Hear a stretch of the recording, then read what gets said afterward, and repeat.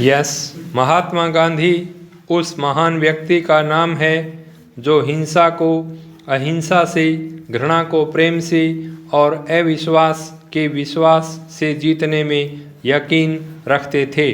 आज गांधी जी तो नहीं है, लेकिन उनके विचार एवं क्रियात्मक योगदान 21वीं शताब्दी में भी उतने ही प्रासंगिक है जितने पहले थे।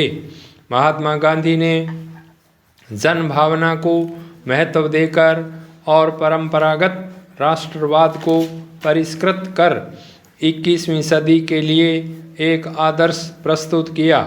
विभिन्न समुदायों के बीच समन्वय स्थापित करने के लिए उन्होंने विविध प्रकार के रचनात्मक कार्यक्रम प्रस्तुत किए। गांधी जी की विचारधारा परंपरागत राष्ट्रीयता से ऊपर थी। उनका राष्ट्र धर्म वैश्विक था।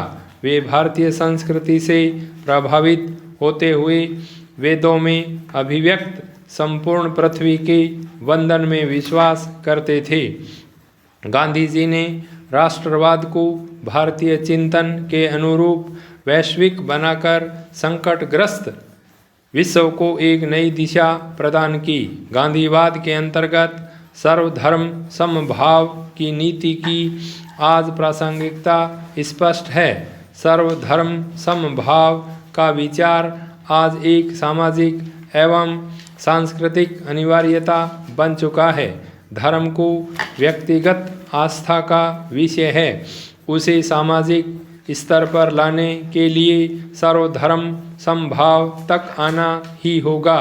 धार्मिक कट्टरता आज हमें आणविक आतंकवाद की दहलीज पर पहुंचा चुकी है।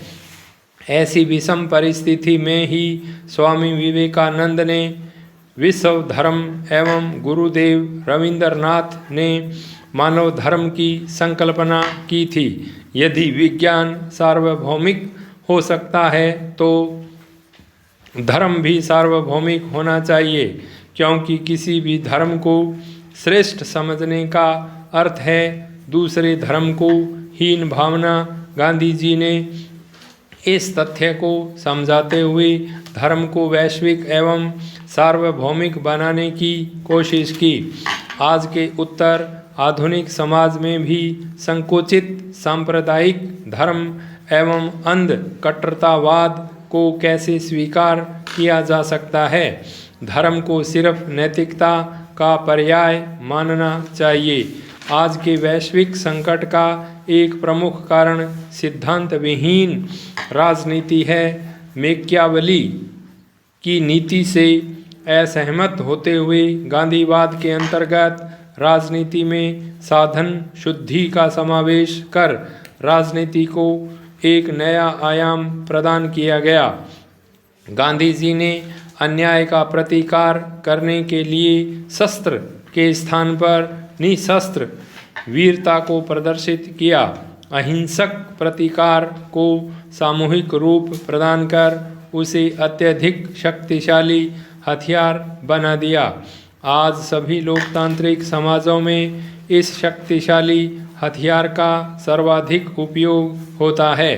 गांधी जी ने स्पष्ट किया था कि जिस अनुपात में साधन का अनुष्ठान होगा उसी अनुपात में साध्य की प्राप्ति भी होगी।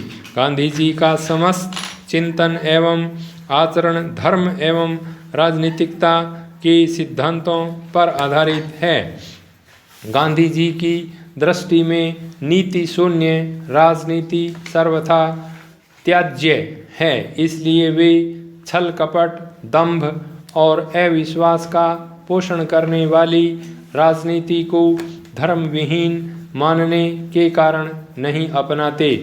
आर्थिक क्षेत्र में गांधीवाद के अंतर्गत स्वदेशी एवं विकेंद्रीकरण के विचार का मूल्यांकन किया जा सकता है। वैश्वीकरण के नाम पर प्रारंभ किए गए आर्थिक सुधारों से गरीबी, मूल्य वृद्धि, बेरोजगारी, विषमता अपराध, उपभोक्ता संस्कृति आदि में वृद्धि हुई है। सिर्फ लाभ कमाने के लिए बाजार अर्थव्यवस्था में उत्पादन किया जा रहा है और प्रौद्योगिकी के माध्यम से प्रकृति से अन्याय कर रहे हैं। गांधी जी ने प्रकृति और मनुष्य के नैसर्गिक संबंधों और स्थायित्वपूर्ण विकास एवं समुचित तकनीक पर जोर दिया। गांधीवाद में सादगीपूर्ण जीवन शैली, स्वदेशी की भावना और विकेंद्रीकरण पर बल दिया, जिसके माध्यम से 21वीं सदी के अर्थतंत्र का विकास किया जा सकता है। गांधी जी ने पूंजीकरण का इसलिए विरोध किया था क्योंकि वे मशीनों द्वारा मानवीय श्रम का ह्रास उचित नहीं मानते थे। विराम। बेरोजगारी के निराकरण के लिए उन्होंने श्रम को बचाने के स्थान पर अधिक से अधिक श्रम को उत्पादन कार्यों में लगाने का सुझाव दिया। इसी मानसिकता के कारण उन्होंने चरखा, हथकरघा एवं कुटीर ग्रामीण उद्योगों की स्थापना का समर्थन किया, जिससे उद्योगों के विकेंद्रीकरण की योजना कार्यान्वित की जा सके।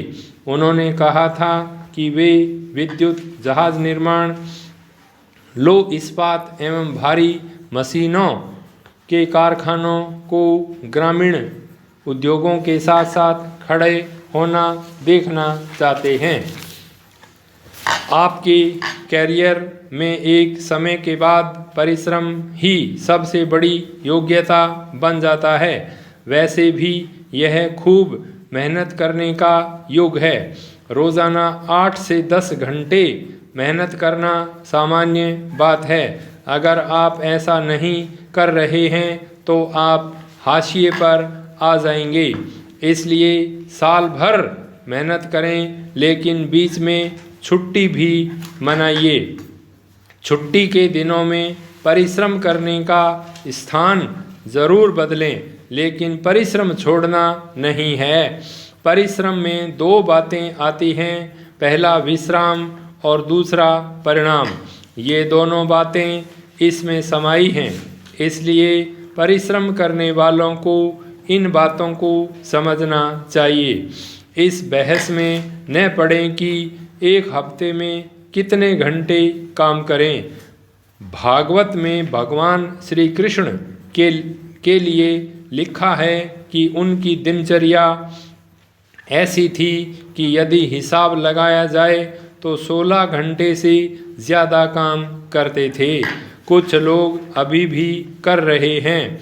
श्री कृष्ण से सीखिए कि वे कर्म के प्रति टॉक्सिक नहीं थे, बल्कि वे तो अपने काम का स्वाद लेते थे।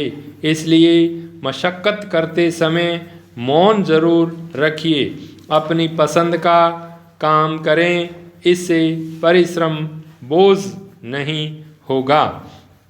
21वीं सदी में सामाजिक न्याय की प्रासंगिकता बढ़ गई है, क्योंकि यह संकल्पना व्यक्ति मात्र को मनुष्य होने का सम्मान प्रदान करती है। गांधीवाद सामाजिक न्याय का दर्शन है, क्योंकि यह सामाजिक समस्याओं के लिए एक सुविचारित चिंतन प्रस्तुत करता है। विराम। गांधी जी ने व्यक्ति और समाज की समस्याओं की व्याख्या इस रूप में की है जिससे व्यक्ति की चेतना अधिकाधिक सामाजिक जीवन की ओर अग्रसर हो सके। गांधी जी न्याय युक्त शोषण विहीन समाज की स्थापना करना चाहते थे, जो आज सभी लोकतांत्रिक समाजों का चरम लक्ष्य है। गांधीवाद में न्याय सामाजिक बुराइयों को दूर करने का प्रयास है। गांधी जी गुण एवं कार्य के आधार पर प्रत्येक व्यक्ति को समान अवसर देना चाहते थे। इस तरह वे वर्ण व्यवस्था के माध्यम से सामाजिक न्याय की अवधारणा तक पहुँचते हैं। जाति प्रथा को सामाजिक दास्ता का प्रतीक मानकर उन्होंने इसके विरुद्ध जन आंदोलन खड़ा करने का प्रयास किया। उन्होंने अछूतों के लिए हरिजन नाम दिया और हरिजन सेवक संघ बनाया। गांधी जी का हरिजन उत्थान आंदोलन सामाजिक न्याय की स्थापना हेतु एक क्रांतिकारी कदम था। उनका अटूट विश्वास था कि सांप्रदायिक सद्भाव सामाजिक न्याय का ठोस आधार बन सकता है और सामाजिक न्याय की नींव पर ही स्वराज्य का भव्य महल खड़ा किया जा सकता है। पाई स्टॉप।